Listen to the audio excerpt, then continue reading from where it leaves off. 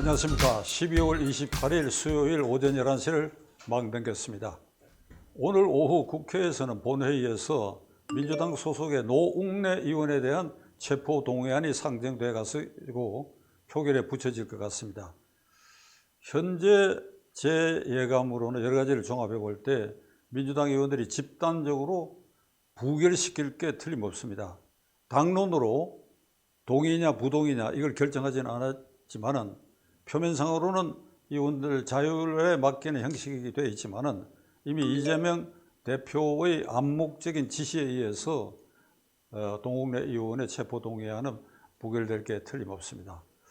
노웅래 의원에게 지금 씌워진 그 혐의는 6천만 원의 뇌물 정치자금법 위반이고 곁들여서 압수수색 과정에서 그의 집에서 3억 원이라고 하는 현찰이 발견된, 그렇게 해서 우리의 이목을 끌고 있는 사건인데, 이 노웅래 의원의 구속을 동의하게 된다면 앞으로 다가올 이재명 대표에 대해서 단계적인 여러 사법적 리스크, 예를 들면 오늘 28일 성남FC 제3자 뇌물죄로 소환 통보를 받고도 그건 아마 여러 구실을 대고 거기에 참석하지 않는 걸로 되어 있습니다. 이 엄동설안에 민심 탐박한다고 그러고 오늘은 아마 광주에 간다고 그러죠. 그래서 아마 본회의장에는 참석 안 할 것 같은데, 그 28일 이날은 이재명 대표가 불응하는 날입니다. 그런데 이 대장동 게이트의 그 몸통에 대해서는 검찰이 구속 영장 청구가 불가피하고, 그게 되면 국회가 열려 있을 때 그 체포동의안도 본회의에 상정될 가능성이 있기 때문에 이재명 대표보다 훨씬 낮은 단계의 혐의인 노웅래 의원을 구속하는 데 동의하는 것은, 체포동의안에 구속하는 것은 이재명 대표에게도 큰 부담이 될 것이다. 그래서 아마도 부결될 가능성이 있다. 시청자 여러분들이 잘 알고 계시겠지만 국회에서 국회의원의 체포동의안에 동의를 했다고 해서 법원이 자동적으로 영장 발부하는 것은 아닙니다. 그 법원의 영장 실질 심사는 별개입니다. 일단 회기 중에 국회의원에 대한 어떤 혐의가 있어서 검찰이 구속영장을 청구하면 법원은 일단 국회의 체포 여부에 대한, 동의 여부에 대한 그 결론을 가지고 동의했을 때 영장 실질심사에 들어갑니다. 물론 영장 실질심사에서 기각될 수도 있습니다만 이 사건은 여러 정황으로 봐가지고 구속영장이 발부될 게 틀림없기 때문에, 그래서 틀림없이 민주당이 부결할 것이다. 이재명 때문에라도. 자, 여러분, 이 사건에서 보는 것처럼 이 이재명 의원, 이재명 대표는 우리 헌정사에 아주 기록적인 일들을 계속 생산하고 있습니다. 계속 생산하고 있어요. 의석이 과반수가 훨씬 넘는 제1야당의 대표가 사법 리스크에 엄청나게 그 몸체가 걸려 있다. 그래서 마디마디마다 이런 파동이 일어나고, 그래서 당연히 체포에 동의해야 할 노웅래 의원만저도 예를 들면 빠져나가게 한다라든지. 그래서 앞으로 그에게 씌워진 여러 혐의에 대해서 그가 또 어떻게 빠져나갈 것인가. 그런데 놀랍게도 이번 주 들어와 가지고, 근데 이재명 대표실에서 주동이 돼 가지고 이재명 대표에 대한 각종 수사, 특히 대장동 게이트 등의 수사를 담당하고 있는 검찰의 담당 검사 16명의 사진과 명단, 주소, 전화번호를 전부 공개했습니다. 그러니까 이재명 대표 측근에서 이 자료를 수집해서 공표한 것이기 때문에, 그리고 이재명 대표의 지시고, 그것은 결국 민주당의 이름으로 거의 공표된 것입니다. 이 일이 범상치 않은 일이고 우리 헌정사에 이것도 처음 있는, 이재명 대표가 만들어내는 처음 있는 일 중에 또 처음 있는 일이 이렇게 벌어졌는데, 국민의힘당이 우선 무덤덤해요. 무덤덤해. 이게 헌정문란, 헌정교란에 아주 직격탄을 때리는 일이라고 하는 것을 시청자 여러분과 저희들은 이걸 명심해야 됩니다. 16명의 명단을 공개해가지고 이재명 대표의 수사를 방해하겠다는 겁니다. 그 16명을 향해가지고 이재명 극렬 지지자들, 우선 개딸들을 핵심이 되겠죠. 그래가지고 이 16명에게 일단 문자 폭탄을 퍼부어댈 것이 지금 아마 그 진행되고 있을 것입니다. 제가 아직 확인 안 해봤습니다만 그 문자 폭탄에 어제 저녁까지 들은 바에 의하면 어떤 내용들이냐 하면 너 검사 평생 해먹을 것 같으냐? 이재명이가 무슨 죄가 있느냐? 이런 일을 하고도 너희들이 앞으로 무사할 것 같으냐? 예를 들면 이런 요지입니다. 이걸 그 해당 검사가 이 두려움을 느끼느냐, 공포심을 느끼느냐 하는 것은 별개의 문제입니다. 그러니까 이런 행동은 형법에 규정되어 있는 공무집행방해죄에 명백히 해당이 되는 행위들입니다. 형법에 있는 공무집행방해죄라고 하는 것은 직무를 집행하는 공무원에 대해서 폭행, 협박하는 것을 죄로 인정하고 있습니다. 그 폭행, 협박이라고 예를 들면 협박의 경우에 당사자인 공무원, 이 경우에 그 담당 검사가 공포심을 느끼느냐 안 느끼느냐 이게 문제가 되는 것이 아닙니다. 그 협박의 내용이 일반 상식적인 일반 사람들의 인식 기준에서 봐서 이 정도면 협박으로 느낄 수밖에 없다. 이제 간 큰 사람이란 말이 있고 간 작은 사람의 말이 있지 않습니까? 간 큰 검사 경우는 뭐 칼을 들이대도 꼼짝 안 할 수도 있고 뭐 당장 때려 죽이겠다 해도 꼼짝 안 할 수도 있겠죠. 그러나 꼭 공포심을 느껴야 이 죄가 되는 것이 아닙니다. 그게 지금 아까 제가 예를 들은 것처럼 너 평생 검사에 먹을 것 같으냐?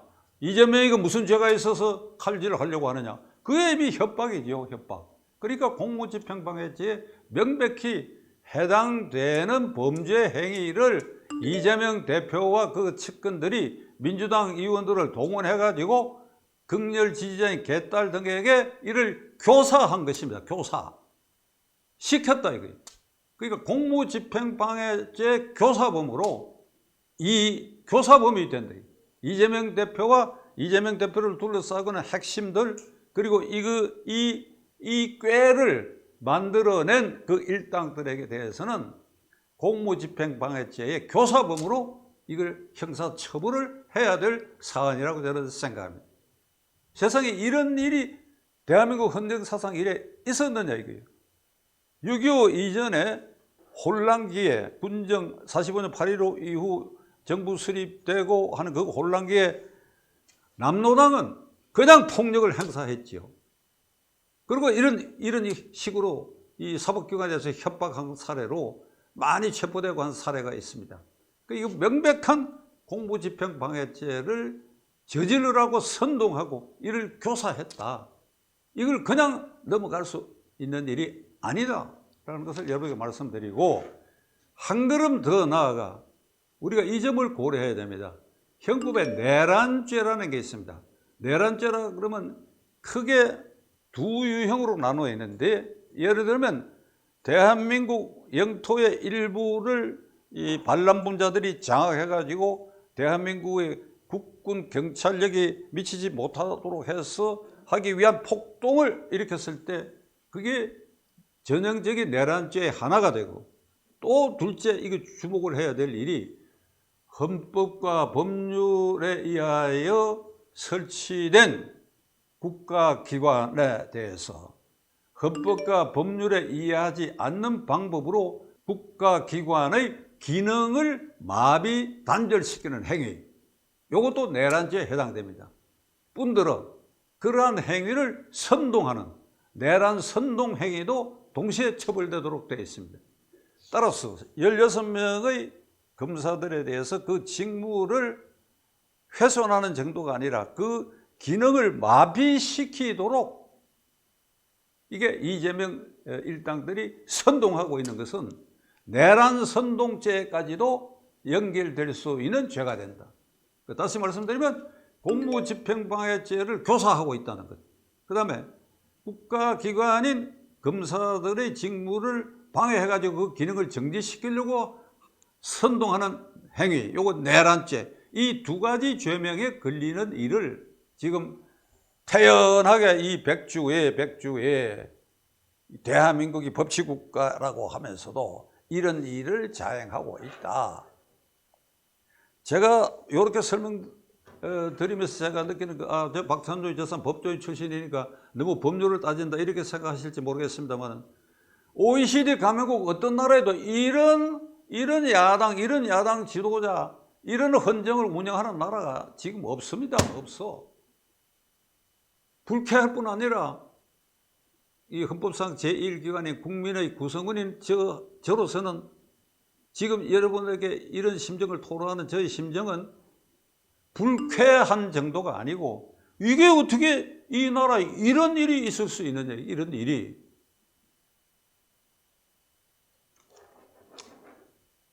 우리가 이 유튜브에서 뭐 저 같은 사람이 이런 식으로 고발적 평론을 하고 또 시청자 여러분들이 이 의견에 동의하시다 하더라도 저희들의 이런 소리는 이게 힘이 없습니다. 왜 그러니까 조직화된 단체도 아니고 세력이 아니기 때문에. 그러면 이런 반헌법적 그리고 형법상의 공무집행 방해 또 형법상의 내란 선동 행위를 하는 이런 일련의 이재명 대표로 상징되는 강경파들의 행동을 그나마 공개적으로 제어할 수 있고 이거 비판할 수 있는 것은 국회고 국회의원이고 그렇다면 국민의힘 당이지요. 여당. 뭐하고 있어요 지금 국민의힘 당 의원.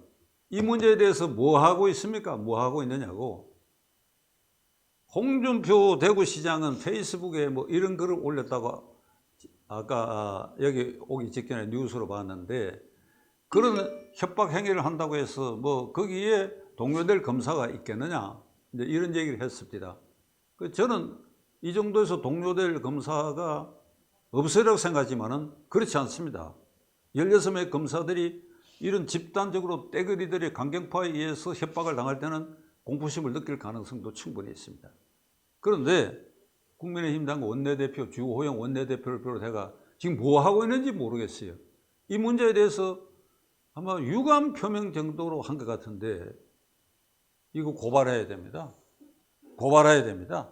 공무집행 방해죄 교사범 그리고 내란 선동 혐의로 고발해야 됩니다.